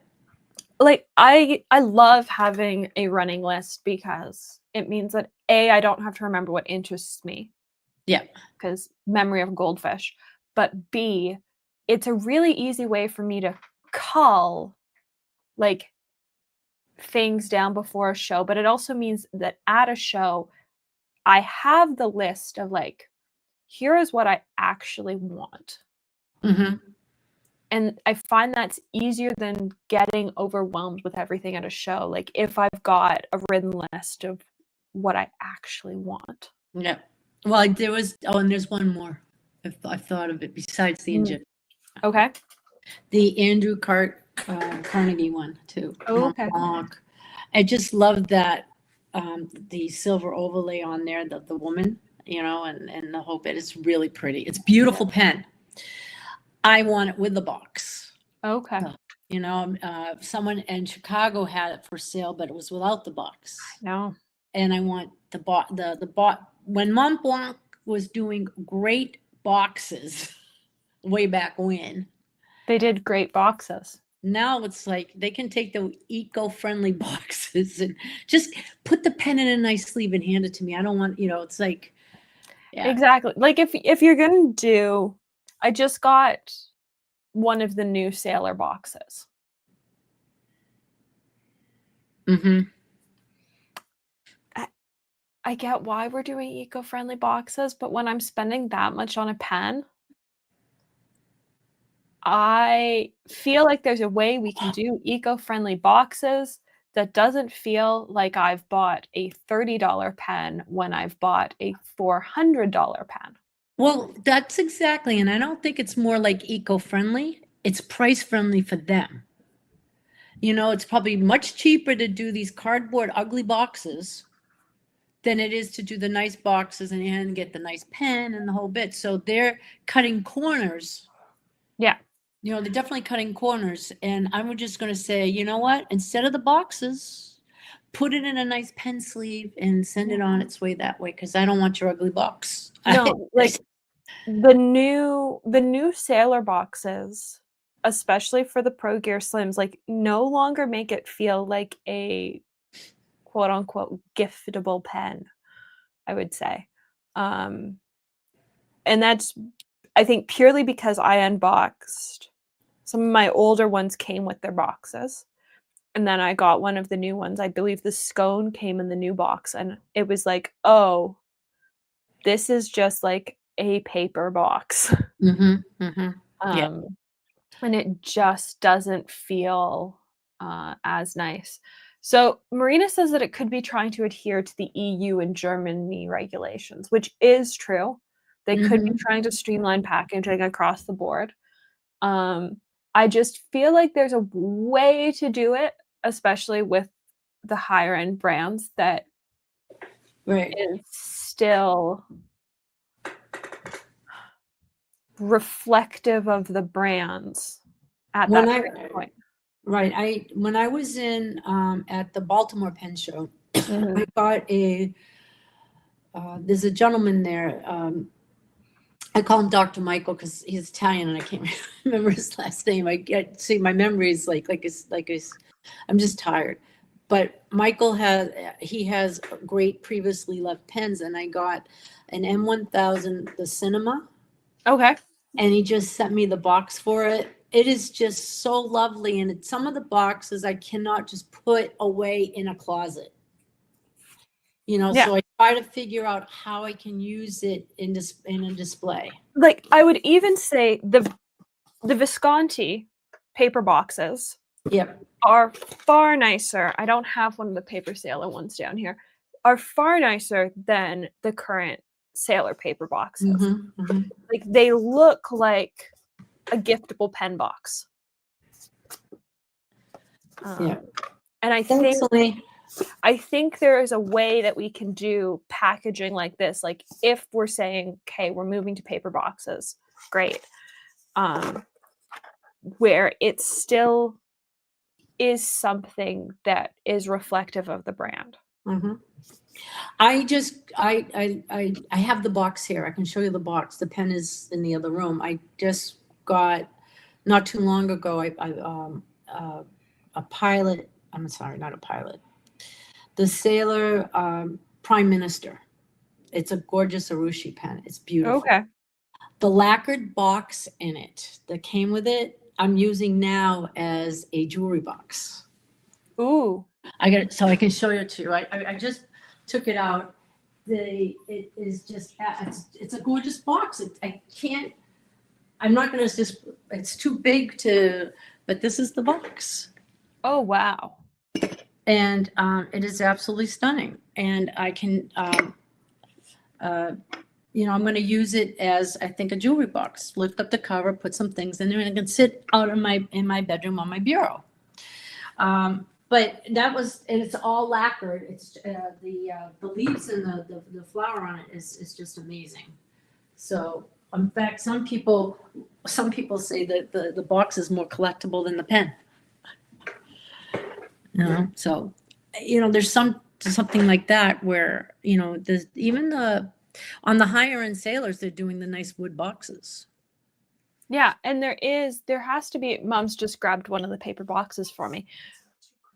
I'll take the crabs out. Like, there has to be, because I had to bring the pen stands home safely. Right. This is the new sailor packaging. Yeah. Oh. This does not feel like a $400 US pen. I'm sorry. Right. It's like, and it does have the little card thing that sits on top normally to hold the pen in place. But this is the paper box for like $250 pen. This is the paper box for a $400 pen. Right. And then in the Visconti, you have the nice little pillowy, the thing where you pen Exactly. And that's what you want. I think if we're moving to paper boxes, great. But really, sailor? Really? I heard what we're doing? I don't know how. I put a king of pens in one of these boxes. Like, that's no. I also heard that, I don't know how true it is or not, but someone had asked me, they heard that Sailor is not going to be at the DC Pen Show. I don't know. I don't know either. Like, I have no idea. Because someone was upset because they like to do the make your own pens. Like, there seems to be this whole shuffle of DC this year, for exhibitors and stuff, from what I've heard. The venue is definitely, it's grown so much, and there's so many different rooms, and everybody it's big. The hotel's already been sold out, and people are booking the Marriott that's just down the road, which they have a shuttle back and forth. But, and they don't hire enough staff. Like they have the one restaurant that's in there, and they don't have enough staff. Like it's just the last 2 years that I went, it's the same people who are extremely nice, the Yeah. wait staff and everything, but they don't have enough of them. Sailor is not on the vendor list for this year. Yep. And that's I'm wondering if we're seeing that because of the price increases and everything. If Either maybe that or some of because they're But it also looks like a smaller vendor list this year, so I'm wondering if maybe they've cut back on number of tables? I don't know that that's I true, don't think so. but it looks like a smaller list. Well, some people are just tired of the overcrowding, and it was just so, like they have tables down the halls, like in the back of the halls, like and people don't go back there because they don't know that people are there. I'll be in the main. I'll be in the main room with Leonardo. That's where they are, in the main room, and but then they have. You come out of that big, huge main room, and then you get tables set up in the hallways there, because that's usually where like Navalar is, and then David Oscarson has his stuff. He has prime location. As soon as you come in to go into the main, it's great. Vanessa's usually outside before you go into the main hall, and then you go Yep. down one other hall, and then you go out to say into the middle of the hotel, the vestibule, and you go to the one side, one area, and you have like all the makers. All the makers are in one room. And then you go down the other side, and Galen Leather is a big sponsor, and Galen Leather is down in this other room that doesn't have any lighting in there. It's dark, but they command a lot of tables. And let's see, Toyoko Craft was in the maker's room last year, I think, and then they might have moved him to the other room 2 years ago. Like it seems like they have outgrown the venue. They did. They have. And I will also say I just scrolled the list. There are people that I was told we're not going to have tables at DC that are on that list. So who knows? Who knows?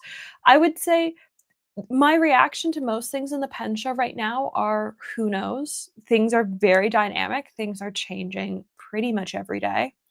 I feel like every other day I'm getting a price increase email from Goldspot or somebody else with 24 hours notice before a price increase. And I would say things feel very fluid right now in the pen world. The other thing, because someone asked me, and I said, asked me if I knew who ran the show. I mean, I know of them, but I don't know them. Yeah. And they said that wouldn't they be better off having it at a convention center, like in the DC area? I said the only way to do that is if there's a hotel attached to the convention center. The last thing, the big thing about having a pen show, and the one thing that I love about it, is the camaraderie we have at night. And if we all can't be in the same hotel or a hotel that's right next door, because the same thing with San Francisco. San Francisco is gigantic. They have much more rooms and stuff. It's crazy. It's so crowded. And then so the main hotel, and then you just walk through the parking lot, and is the other hotel where people go over. But it's so close that it doesn't matter. Sometimes we go over to the Aloft, or sometimes they're back at the hotel that we're at, the Westin, I think. And it is great because you have that camaraderie. That's the best thing afterwards for me with a pen show, is hanging out with people. And we just have so much fun. And that to me brings me more joy sometimes than the hunt for a pen. Yeah. Now my Monte Grappa Mia Charisma, that boxing is elite. Yeah. The Mia Charisma boxes are just kind of neat too. But no, I would love to have gone to the St. Louis show, but it's coming up, and there's no travel for me. I'm not even going to the Triangle show. Okay. Kurt's not even going to the Triangle show because he has too many things going on too. So Yeah, Kirk is incredibly busy. Yeah. Um, And yeah, he's wicked busy. He is going to be at the Miami Pen Show, and he's actually coming to, in a couple of weeks, he'll be coming to Florida to go to Orlando Fountain Pen Store, and he's going to be doing some grinding and stuff okay. there. But I'm not going. It's like a 2-hour drive for me, and just to go up for the day and stuff, I'll see Kirk in a couple of weeks down in uh, Miami. Fair enough. Fluid tariffs in the U.S. are wreaking havoc with pricing, especially on small business. I expect this will seriously impact the fountain pen world. So I've talked to many vendors, um, Mm-hmm. and everyone pretty much has the same. I had already come to what I thought the conclusion was, and then the more people I've talked to, the more people have cemented that opinion. 10% was something that the industry could sort of absorb. Mm-hmm. The margins in the fountain pen world are not particularly large on most brands, and so 10% was sort of absorbable. 20%, the industry was in danger, and 30%, the industry was wiped out without major price increases. And so that's Mm-hmm. what we're seeing now. We are seeing those price increases play out. We are seeing brands make decisions going, we held off for several weeks, or in this case, several months, Mm-hmm. seeing if things change. Things didn't change. Now prices are increasing. I think we're also potentially going to see distributors or brands diversify their distributors. Maybe the US is no longer going to be the hub for all of North America for pen sales. Like maybe people are going to start to get Canadian distributors so that they are not paying import tariffs on every single thing. Because regardless of if the pen's being sold in Canada or not, if the pen is coming into the States, you are paying import tariffs, even if it's not being sold as final sale in the States. I think with some of the, say with like Monte Grappa and stuff like that, they want to sell to the retailers directly. Monte Grappa's pulled out of all retailers. Monte Grappa said it's not doing retailers anymore. I hear conflicting stories because I know someone, and Okay. he's saying he's hoping to, I think eventually they're going to just sell directly to retailers. Okay. So who knows? I don't know. I heard that they were going to pull out altogether, and then I asked the person, my contact at Monte Grappa, and he says that they're hoping to just sell directly to retailers. Interesting. I've been So told that they're pulling totally out of retailers and it's just going to be distribution from Italy. no, so if you want to buy it, you just go onto their website and buy it. Yeah. Yeah. That could be as well, but they also have they also have retailers in Italy, and the retailers in Italy are getting them. So, Okay. so they have them as well. So I Yeah. think they want to sell, the thing is everybody's speculating and we just don't know. Yeah. So, No.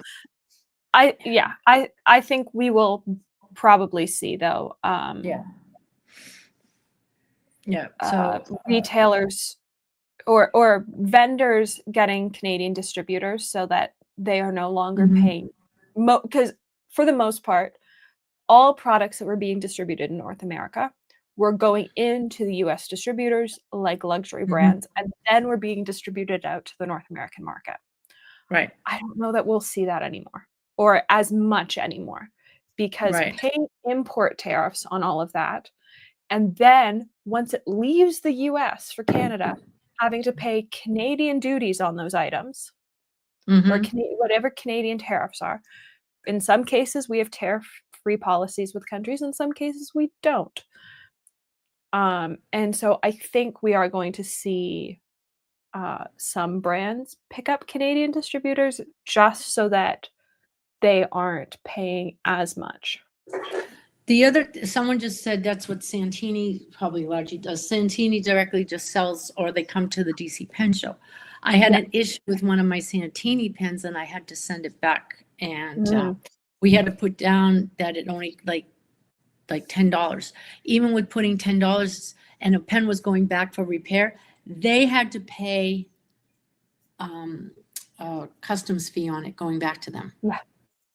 And Yeah. it was a pen for repair. I mean, it's absolutely, they need to figure out a way or a different way when it's something, a product going back for repair, or, and even if you put down that it cost $1 or whatever it is, when you know it's not costing $1, you're not protecting in any way. That, it's.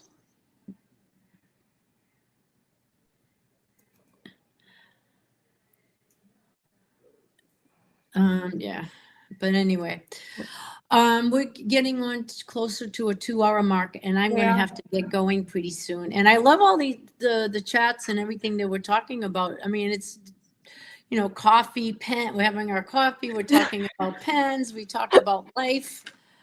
I think it's a pretty good. I enjoy doing this and stuff Me like that. too. So it's wonderful, and I thank everybody that listened to us and has made some comments, and we just, if people listen to us, it would be a lot better, much better. But I think if people listened to the pen industry more often, the world would be a place that ran much more smoothly. I think so. And elementary school children would probably have better handwriting. Thank God that they're bringing it back. It's like they're seeing the error of their ways of not teaching cursive. I mean, how are you going to sign it? You need to know how to sign your name. Exactly. Like, but also print for the kids that had their first couple of years of school on iPad, on laptops during COVID. Like, yeah.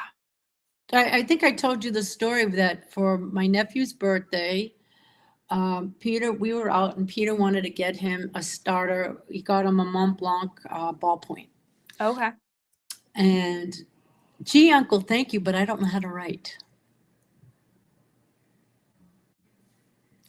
So my brother was super excited. He said, well, that's okay because I'll just use the pen. My brother, we got them hooked on pens, but I that comment, like, oh, I don't know how to write, because it happened during COVID. Yeah. And when COVID was over, like these kids, and it's just, he's now, this is when he was like 14 years old, starting prep school, an all boys school. And just before COVID, everybody's on their laptops at home and everything. And then at school, they only use iPads. I think it's just terrible that you're not writing. Yeah. Like I was so like, I think we weren't allowed to bring our laptops to school and have them in classes until we were in grade 12. Mm-hmm. Once we were in grade 12, we were allowed to have our laptops in the classroom. But that was purely because like we were writing so many papers that you would type out papers, but like laptops weren't out all the time. We did most of our writing by hand in classes. Let's put it like this. When you write, you Yeah. retain the information so much more than you do when you're typing on your computer or texting. I mean, you retain it. Yeah. When I want to learn song lyrics, I write them out, and I'll write them out and write them out and write them out because I retain it more. Yeah. And that's the thing. It's like that even when I was studying for a test and stuff, I would write the answers out again and keep writing the answers, like going through everything in the notes so I could retain it better. Just something about talking about. So Marina is the same. Like she had professors that wouldn't allow laptops in lectures. Like I was in grade 12 before we were allowed laptops in school starting in grade 9, but you weren't allowed to have them in classrooms. You were allowed to have them in the library. Like if you're doing research, you're allowed to have them in the library because we weren't allowed. I think we were allowed pencils in the library, but not pens.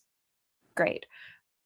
But by the time you're in grade 12, like you need to have the skills to be able to both take notes by hand, but also be able to type and do that stuff.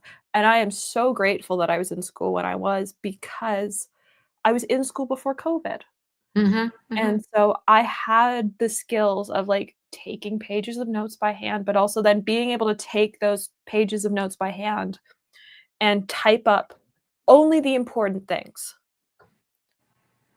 And I know so many people that can't do that. No, it's just it's tough. And I'm missing I can't, of course, I can't write with my right hand right now, so I am practicing with my left hand. I will do a I think I'll do I wanna do this soon. I'm gonna do a left-handed review.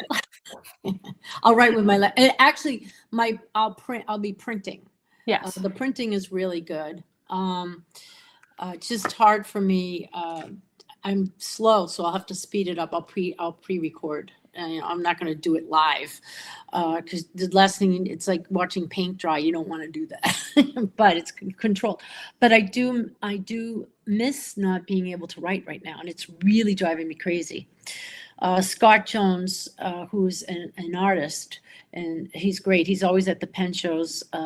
He said, just do lines, just practice some lines, and just practice some lines. And I said, I've been doing that a little bit. Like Peter's like, try this pen, and I'm like, okay, and I'm doing everything with my left hand. Her daughter's in the 5th grade, and wait a minute, let's see. Okay. How many kids wrote in cursive? That's really cool. Yeah. So, I mean, I think, and actually seeing a lot more younger kids coming into like even the pen shows. They're all Yes. excited. I would say I sold a lot of pens to sort of 6 to 11-year-olds Yeah. at the show. I'm trying to remember what show it was I was at. I was at the table. Maybe it was DC, and grandparents had their twin grandsons with them, and they got to pick out the pens that they wanted, and they were so excited. They were not cheap pens. They were into it. They couldn't wait to get their inks. They love writing with fountain pens, and I think Yeah. that's a wonderful thing. And these kids were like 12 years old. No, So, like, I sold a lot of pens to much younger children than I remember seeing at pen shows in the past, mhm. um, who were then, there have always been kids at pen shows, Right. but I never like, they've always been sort of there trailing their parents, not into pens, and these were kids that, like, were into pens. Yeah. They I- knew what a they wonderful thing. wanted, Hmm. and that was fun to see. We a few years, and they've become very close to us. They call us aunt and uncle, which is great. And we met this couple at the Orlando Pen Show. Peter was tired. He went to go sit down at a table, and he struck up this conversation with this young kid who's 20, and he had his Galen leather case with all these fountain pens, and they struck up. They were with Jorge and Perla. They're wonderful, wonderful. We love when they come visit. They come visit us, and his knowledge on pens and fountain pens. And he's like, "Oh, have you tried this person's pen or that?" And I'm talking like even like the Winfield nibs, and he's going on about different ones, old pens, new pens, celluloid, ebonite, and I'm like in awe. And I think it's amazing. And so he'll come, and when I was away in, I think, New York, or maybe it was Baltimore, one of the other pen shows. It wasn't because Peter was in Baltimore. Jorge came for the weekend and stayed with Peter because they live in Tampa. Stayed with Peter, and they just did pens the whole time. Like he'll clean his pens. They'll talk about pens. They'll pick out inks for new pens. It's kind of it's a beautiful thing. Good deal for Peter not having to even clean his pens. I know. I just did a massive clean out of pens because I didn't want them sitting there. And so I have only 6 pens inked right now that I can just play with.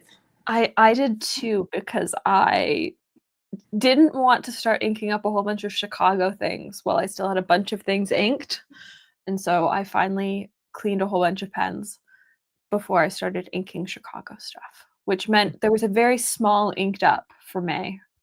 Mm-hmm. It only had 10 pens in it. I don't know the last time an inked up only contained 10 pens. I know right now I only have 6, and usually I have about 20 to 30 pens inked. And then there's other people that I know, like Suzette, I think has 75 pens inked, you know, but she uses her pens a lot. So but look at Kari. Kari has like 200 pens inked. I know. And Aziza has like all of her pens inked at any given time. And as soon as I realized like the whole like only having 3 or 4 pens inked thing was totally arbitrary, I like jumped off a cliff and inked a bazillion pens and haven't looked back. Yeah. Oh, that's cool. So Marina just said that a colleague has there's a 20-something that can actually read cursive. And that's why you got a job in a post office. I believe that.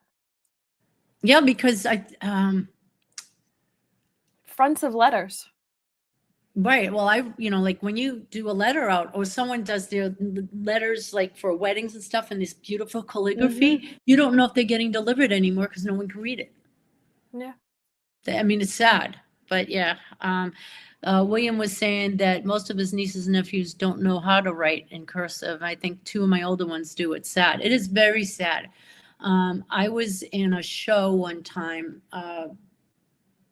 and the director of the show put the schedule of who's singing in what order and everything, and she wrote everything out in cursive. And there was a woman that was in the show who was in her 30s and couldn't read it. And this is back in, I'm talking, this is like 15 years ago. So, I mean, that's pretty sad when you don't know how to read, like if you're that in your 30s and can't read cursive.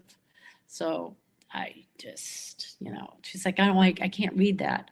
So I had to tell her that, okay, you're coming on between these 2 songs. It's like putting it, just watch who's singing, and that's when you go on.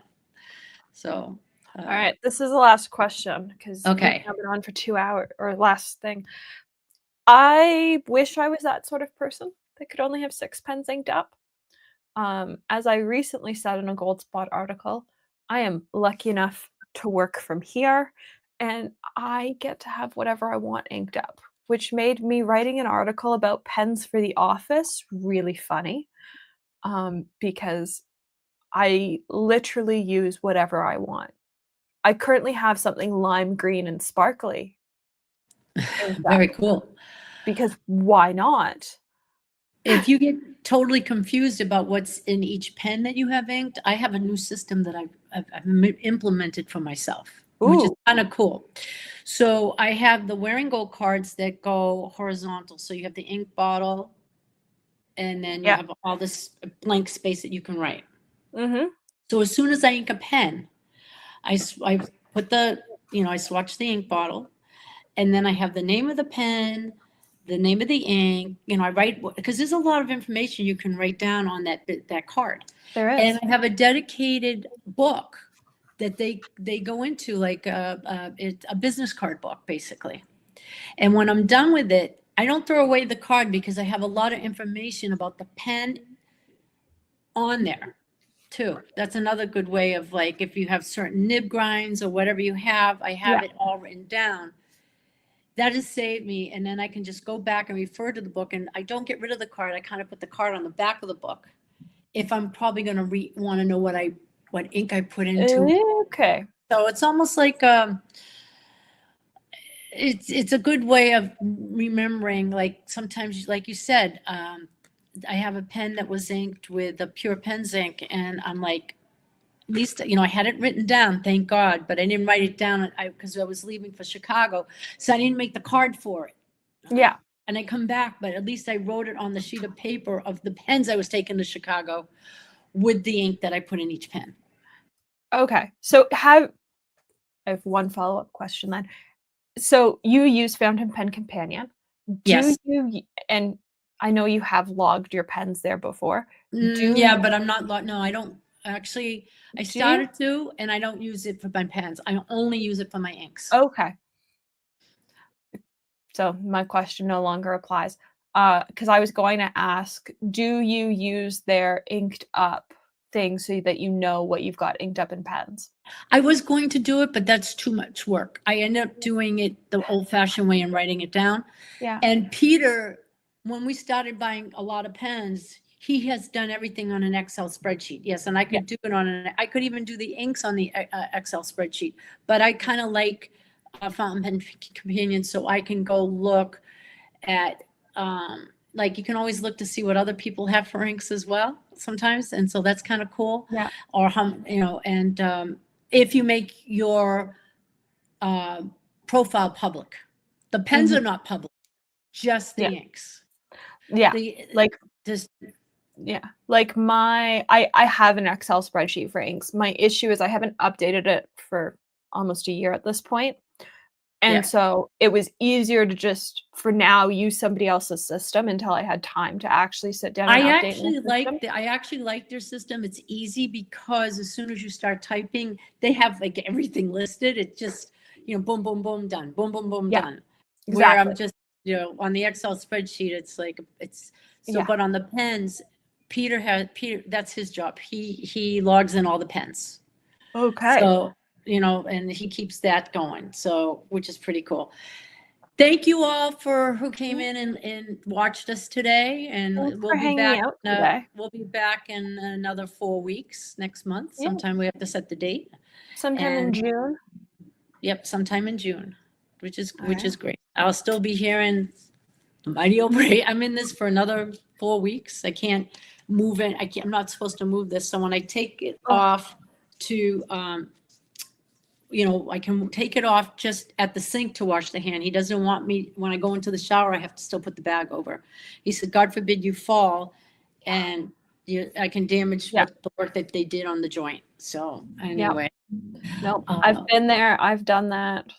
It's not good. Not good. I can't wait. It's so hard because it's like, sometimes I'll stretch these fingers sometimes and then I feel it here and I'm like, oh boy, don't do that.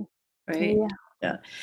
Thank you, everybody. Have a wonderful day. And Bye. we'll see you in a month. Yeah. Bye. See you in a month. Bye.